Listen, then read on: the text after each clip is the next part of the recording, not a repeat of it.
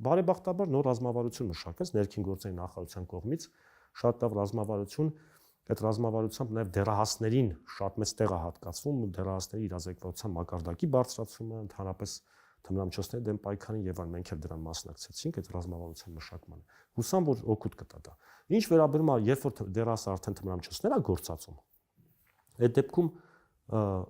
ելի եմ կրկնում, ծնողի կամ ուսուցչի, հատկապես ծնողի կողմից շատ արագ դա կարելի է տեսնել, այսինքն շատ արագ դա կարելի է տեսնել։ Առաջին դրանք վարքային նշաններն են, այսինքն երբ որ քո երեխան է, իր պես չի պահում, այսինքն վարքը կտրուկ փոխվել է մարդու։ Օրինակ, տնից շատ է բացակայում, չէ՞։ Կամ օրինակ իր սենյակում շատ է մեկուսանում, այդ մեկուսացում պայմանավորված չի ուղղակի երաժշտությամբ լսելով կամ գիրք կարդալով կամ դասերը սովորելով։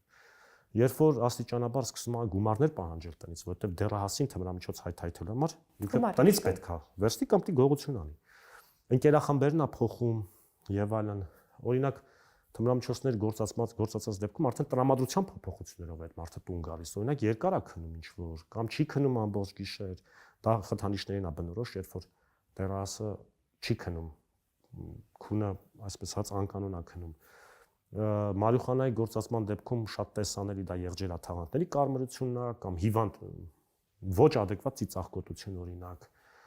Մի խոսքով նշաններ կան։ Այսինքն կան ազդանշաններ, որոնք ծնողների ուշադիր լինելու դեպքում դրանք նշաններ են, որոնք դիտարկելով ծնողը իհարկե կարա եզրակացնի, որ երեխու հետ մի բան են չի։ Հաջորդը իհարկե դա ծնողի գործողություններն է։ Երբևէ չպետք է ծնողը ճնշումներ գործադրի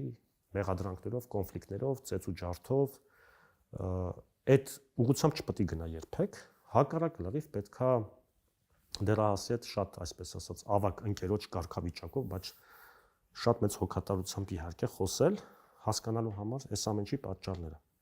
Ես կարծում եմ, որ դեռահասի իհարկե կկիսվի, կներկայացնի այն խնդիրները, որոնց ինքը հանդիպել է, ու դրանից հետո իհարկե արդեն պետքա դիմել մասնագետի